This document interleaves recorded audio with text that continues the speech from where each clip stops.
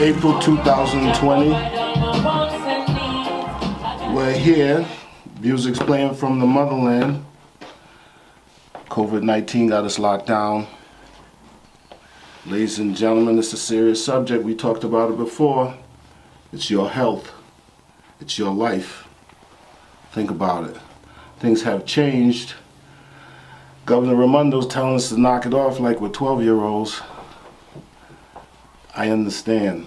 Some people like the limelight, but this is a serious subject. People don't realize that unfortunate lives are being lost, and we're taking a different approach at looking at it. You know, over the last week or so, if you watch TV, and you kind of catch idle conversations when you're social distancing at the market, everybody's got an answer for the subject, and everybody wants to blame somebody for what's going on, instead of figuring out how to get out of this situation before it takes a stronghold on us, which it already has, and we really don't know how long the distance is going to be, and I really don't think there's a lot of people that will be able to handle it. But before we get started, this is something that you should think about. This has a lot of answers. To me, and this program is based on my opinion, but my opinion, this has already told the story in which we're going through right now. You may want to read it because it may have some good things in here that you may want to pay attention to. See, most of the time people are more worried about these things, weapons, destruction, that whole 9 yards, instead of worrying about building and life. And that's the reason why we're in the situation today, because unfortunately the world has been put on timeout. Excuse me. If you consider what's been going on in the last couple of years leading up to this, we've had signs, with global warming, which people want to deny is a factor, and a lot of the other things that, we have played into this to turn this world that we live into a wasteland where we can't get quality fish to eat. The air we breathe is questionable, and you got to buy fresh water. Which when I was growing up, that was in the tap. I didn't go to, at that time it was A&P to get bottled water, unless it was something fancy. And that's another story.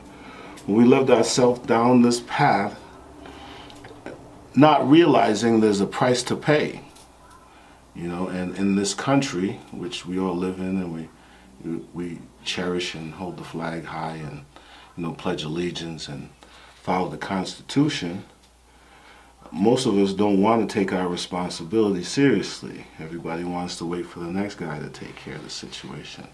Or it's not my fault, or I'm not responsible for my actions. Instead of actually back to the way it was when I was growing up, and at that time it was supposed to be a lot worse than it is now, being a young black immigrant in the United States. But it seems that it's worse now than it was then. We heard a lot of things now that people associate, especially in my community, as a good thing. But when I was growing up, or I can say the word, associated with the word Negro, but you know what I'm saying. When I was growing up, when you heard that word, it kind of meant run and, be in fear of your life. But now we utilize that word for nonsense to, try to say that we appreciate each other. But I don't see how something that was so destructive can be compared to something, as a warm gift giving to person. But that's my community. And that, once again, this is my opinion, and I'm just speaking on it. But as we go back to the matter at hand, COVID-19 / coronavirus, nobody was prepared. A lot of people didn't take things serious, like simple things like home cooking. A lot of people don't know how to cook. Now they're forced to learn how to cook, and take care of themselves. Bam, bam. Because their favorite restaurant may be closed now, so they can't get that bite to eat. Strange how things happen, and it may bring some unions closer together, depending on, male, female, male, female, whatever your choice may be. May give you the opportunity to really see if your relationship is a relationship, or you're just a partnership, or someplace to sleep with somebody next to you at nighttime. Because we become so busy and so self-consumed and self-absorbed that we forget about actually our last names, which is something to be proud of, because obviously somebody gave it to you, and hopefully you were lucky enough to live with that person and got an understanding that that was your parent, and they gave you that last name, and you should be proud of it. And as you move on through life, you utilize that last name by writing your signature down, which I spoke about before, where unfortunately nowadays people don't have to sign anymore. You got e-signatures. Young kids nowadays, they don't practice cursive. They don't even have signatures. I have a young child that doesn't sign anything and has no need to, because of the way how we changing things and feel that our values need to turn to that point where now innocence is something that we forgot about, or it's kind of like Santa Claus. It only lasted for a few years when you're an infant through toddler, and then it just disappears because of technology, which was supposed to make people more compassionate, smarter, and efficient, but unfortunately that efficiency came with a heavy cost, personal and otherwise.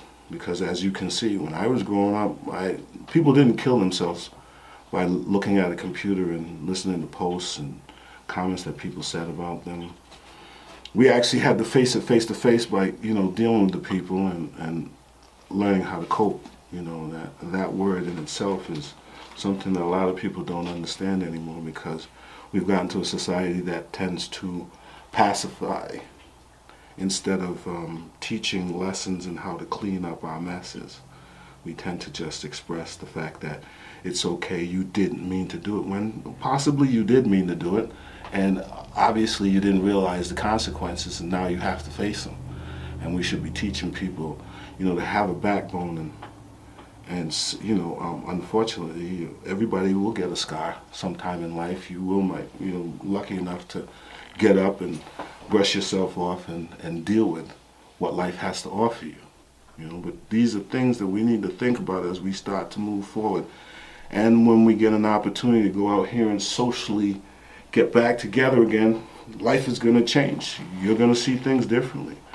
Your restaurants won't be the same. Your supermarkets won't be the same. Everything's going to be changing. You might have to carry a mask with you, in your car or in your purse or whatever it may be, in the event that you get into a situation and they say the air quality is not that good. These are those times. Like I said before, when I was growing up, I didn't have to buy fresh water. It came out of the tap. I'm just going to leave that with you for now. Oh, but by the way, we got some things coming up, working on the project.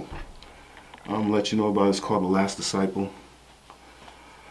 Hopefully you'll be able to enjoy it real soon, as long as we can get through this lockdown together, work towards giving people hope, which is the most important thing. But once again, I'll leave you with this. The key, this is not